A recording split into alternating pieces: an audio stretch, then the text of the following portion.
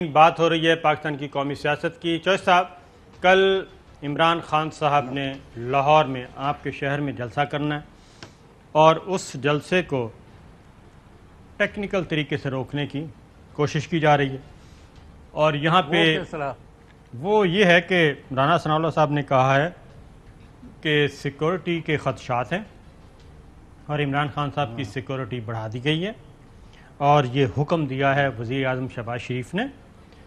اور ابھی کچھ دیر پہلے اطلاعات آئی ہیں کہ عمران خان صاحب سے کہا جا رہا ہے کہ آپ بنفس نفیس نہ جائیں اور آپ ویڈیو لنک سے خطاب کریں، اور وہاں پہ حالات خراب ہو سکتے ہیں، سیکورٹی کے خدشات ہیں۔ لیکن ہماری اطلاع کے مطابق وزیر اعظم عمران خان جو کہ سابق ہیں، انہوں نے انکار کر دیا ہے، اور انہوں نے کل ہر صورت میں مینار پاکستان پہنچنے کا فیصلہ کیا ہے، اور باقی کوئی نیٹ شٹ بند کرنے کی کوشش کی جا رہی ہے۔ اس کی وجہ یہ ہے کہ جب پچھلا ہوا تھا کراچی کا ایونٹ، اس میں لاکھوں نہیں چوہے صاحب کروڑوں لوگ عمران خان صاحب کی تقریر سن رہے تھے۔ وہ خواہ اپنے گھروں میں تھے، خواہ وہ اپنی گاڑیوں میں تھے، خواہ وہ جلسہ گاہ میں تھے، اور خواہ وہ ٹی وی کے سامنے تھے، وہ سب کے سب ان کی تقریر سن رہے تھے، اور بیرون ملک، اندرون ملک۔ اور اگلی بات بتا دوں کہ کچھ غیر ملکی جو میڈیا ہے وہ بھی ان کی تقریر براہ راست دکھا رہا تھا ڈیجیٹل میڈیا پہ۔ تو یہ سچویشن ہے، اس سمندر کو روکنے کی کوشش کی جا رہی ہے۔ اور توشہ خانہ کل یہ سنا ہے نا جی کہ دو اہم اداروں سے متعلق میٹنگ ہوئی آمنے سامنے، جو تو اس میں ایک تو یہ نیٹ کا مسئلہ اور دوسرا یہ عوامی سیلاب کا مسئلہ۔ جی یہ اعصاب پر سوار تھا وزیر اعظم کے۔ جی تو اب اس کی یعنی وہ جو نروسنس کے دورے ہیں، ہاں جی، جو فٹس آف نروسنس پڑ رہی ہیں، اس کا یہ اظہار ہے کہ آپ ادھر نہ جائیں، آپ ادھر نہ جائیں، ایسا نہ ہو جائے، ویسا نہ ہو جائے، اسی کھل کھیڑیے، جی اسی طارق فاطمی جڑا کہ نون پرسن ہے جی، ان کو لے کے واپس لائیں، اور قوم جو ہے وہ آنکھیں بند کر کے وہ لیٹی رہے۔ یہ نہیں ہونا، اور اس قوم کو اگر کسی نے چھیڑا اور جو بھی اس کے سامنے آیا وہ کچلا جائے گا۔ معاف کرنا، عوام جو ہیں ان کو آپ شکست نہیں دے سکتے، دعائی رب دی۔ ایسا ہی ہے، ان کو بڑی غلط فہمی ہے۔ میں صرف ایک بات بتاتا ہوں چوہے صاحب، اور جو یہ الزامات لگاتے رہے ہیں، معاف کرنا، ہاں جی، مہنگائی کے فلاں فلاں، وہ تو اس طرف تو کوئی توجہ ہی نہیں ہے۔ نہیں اس طرف نہیں ہے، مہنگائی والی بات ہی نہیں ہو رہی، بلکہ مہنگائی تو دوبارہ واپس آ رہی ہے اور کوئی خبر دینے کے لیے تیار نہیں ہے۔ اصل مسئلہ یہ ہے، مہنگائی آ رہی ہے۔ ایک میں صرف تاریخ، آپ بھی تھوڑے سے بلکہ مجھ سے زیادہ تاریخ جانتے ہیں، اور میں نے بھی تھوڑی سی پڑھی ہوئی ہے۔ 77 کی تحریک تھی چوہے صاحب، یہ افتخار چوہے صاحب والی کو تو چھوڑ دیں، 77 PNA کی۔ نہیں تو آپ کے مرحوم میاں مصطفیٰ صادق جی وفاق کے جو اور سابق وفاقی وزیر بھی رہے، ہاں جی، اور بڑے زبردست مسلمان شخصیت تھے، اللہ مغفرت کرے۔ آمین۔ ان کا اخبار جو تھا وہ ایک بہت بڑا اس وقت ہتھیار تھا جی ہاں، PNA کی موومنٹ کے لوگوں کے ہاتھوں میں۔ بالکل۔ تو اس وقت بھی 77 کی موومنٹ میں بھی چودھری صاحب، وہ مصطفیٰ صادق صاحب بھی بتاتے رہے ہیں، میں خود بھی دیکھتا رہا ہوں کہ نہ تو اس وقت الیکٹرانک میڈیا تھے یہ ہمارے ٹی وی چینلز پرائیویٹ، اور نہ ہی یہ انٹرنیٹ سوشل میڈیا تھا۔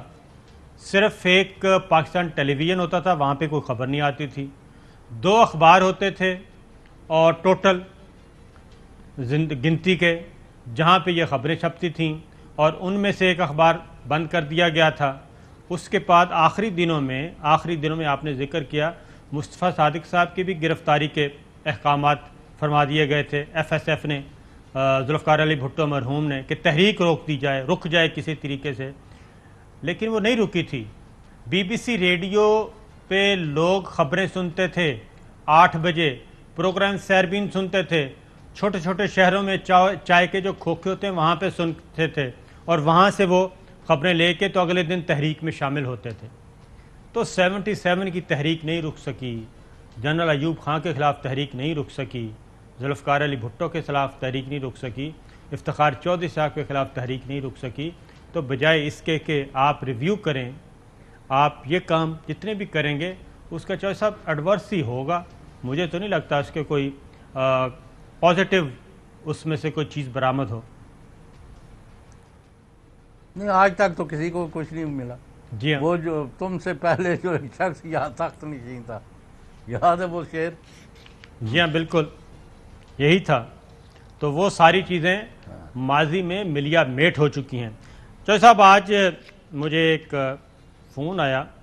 اچھا یہ بتائیں، ہم ہی غلطی پر ہوں، کوئی یہ شہباز شریف حکومت جو ہے کوئی اچھا کام کر رہی ہو، کوئی کسی اچھائی کے لیے جو ہمیں نظر نہیں آئی، جو ریاستی اداروں کو نظر آ رہی ہو اور ہمیں نہ نظر آ رہی ہو، کوئی ایسا ہو سکتا ہے؟ آج انہوں نے ایک اچھا کام کیا ویسے شہباز شریف صاحب نے. چوہدری صاحب وہ ڈی جی آئی بی انہوں نے اپوائنٹ کیا شہباز شریف صاحب نے. اچھا، اور یہ آئی بی سروس کے ہیں. فواد اسد اللہ خان صاحب گریڈ 21 کے سب سے سینئر افسر تھے. انہوں نے اچھا، کوئی 3 دہائیوں تک یہ کام کر رہے ہیں اور تمغہ شجاعت ان کو مل چکا ہے، ستارہ شجاعت مل چکا ہے. پھر ان کی جو اصل ایکسپرٹیز ہیں وہ ہیں انسداد دہشت گردی اور کاؤنٹر انٹیلیجنس کے شعبوں میں. ان کی شاندار خدمات ہیں. کراچی کا جو ایم کیو ایم کے خلاف آپریشن ہوا تھا وہ پرانا پہلا جب ڈاکٹر شعیب صڈل صاحب تھے، وہ انہوں نے ایک اہم ترین کام سر انجام دیا تھا. 95-96 کے جو آپریشن تھا ایم کیو ایم کے خلاف، مین آپریشن الطاف حسین والی ایم کیو ایم کی بات کر رہا ہوں، اس کو انہوں نے ٹھکانے لگایا تھا.